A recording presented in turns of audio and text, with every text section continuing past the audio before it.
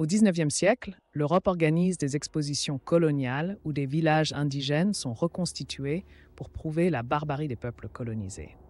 Ces mises en scène, comme à Paris en 1889, servent à justifier la domination européenne en créant un dualisme artificiel entre civilisés et sauvages. Ces spectacles occultent la richesse culturelle des sociétés colonisées. Journaux et discours politiques européens du XIXe siècle propagent l'opposition barbarie-civilisation. Des figures comme Jules Ferry parlent du devoir des races supérieures. Ces récits, répétés massivement, deviennent une vérité incontestée, effaçant toute nuance sur les sociétés colonisées. La presse joue un rôle clé dans cette manipulation. Avant la colonisation, l'Afrique et l'Asie abritaient des sociétés complexes, universités de Tombouctou, temples d'Angkor. Ces réalisations sont ignorées ou détruites pour légitimer le mythe de la sauvegarde civilisatrice. Les archives coloniales minimisent ces héritages, créant un vide historique intentionnel. Les violences coloniales sont chiffrées. 10 millions de morts au Congo belge, famines organisées en Inde britannique. Ces statistiques, souvent censurées à l'époque, révèlent l'hypocrisie du discours civilisateur.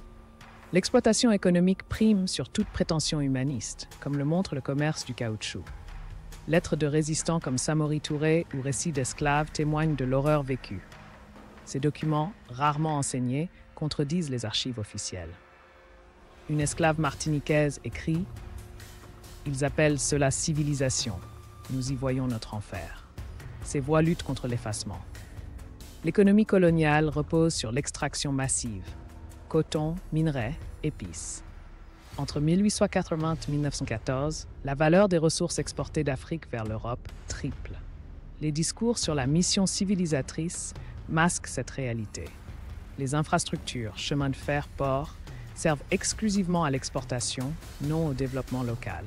Des scientifiques comme Gobineau fabriquent des théories raciales pseudo-biologiques. Leurs schémas crâniens, aujourd'hui discrédités, servent alors à prouver la supériorité blanche. Ces études, enseignées dans les universités, fournissent une caution académique aux crimes coloniaux. Le racisme devient une science officielle.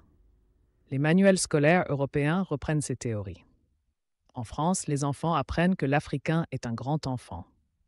Cet enseignement crée des générations convaincues de leur supériorité naturelle.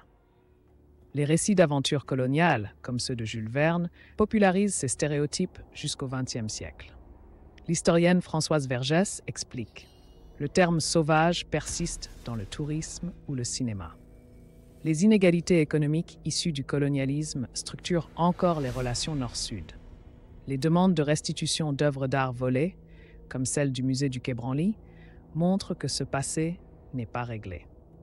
Face aux monuments coloniaux glorifiés, des mémoriaux discrets honorent les victimes, comme à Kinshasa. Des artistes contemporains réinterprètent les archives pour rendre leur humanité aux anonymes de l'histoire. Comme l'écrit Aimé Césaire, aucune race ne détient le monopole de la beauté, de l'intelligence, de la force.